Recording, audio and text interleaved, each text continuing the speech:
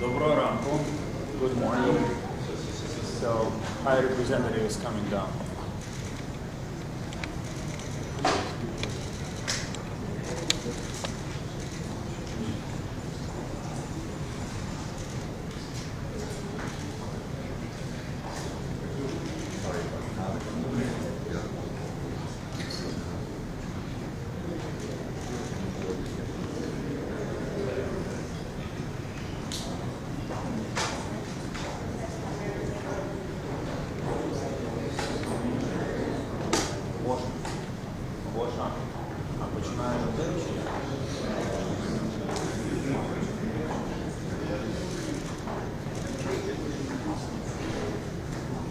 It looks like less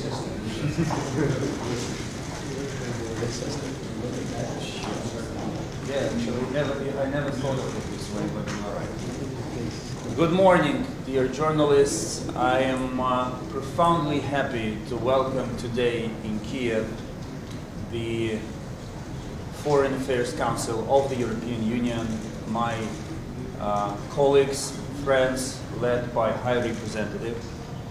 This is a historic event because for the first time ever, Foreign Affairs Council is going to sit down outside of its current borders, of the borders of the European Union, but within future borders of the European Union.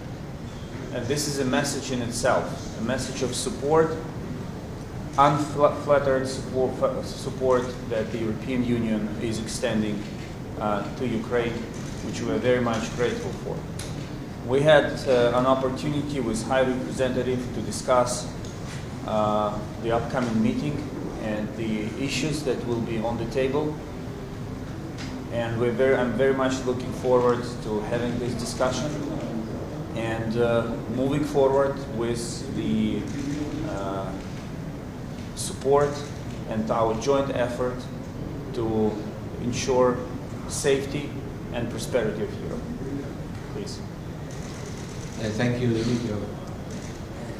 Thank you for hosting us, and thank you for inviting me yesterday to participate on the events to honor the Ukrainian combatants.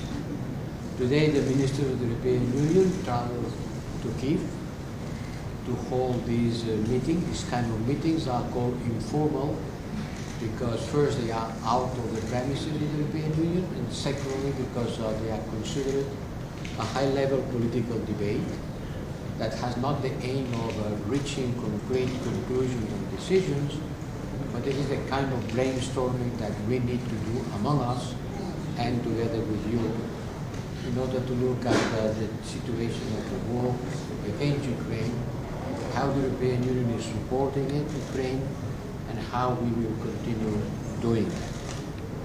We will study the peace plan formula, Zelensky plan formula, in order to gather more support around the world and prepare the next one.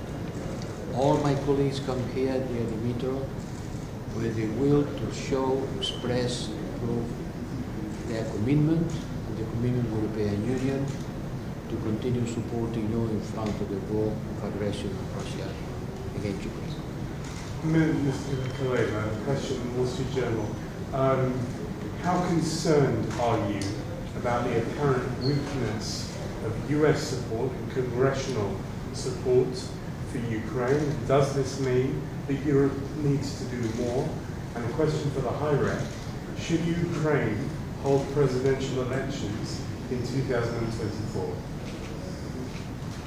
Well, the question is whether what happened in the US Congress last weekend is an incident or a system. I think it was an incident.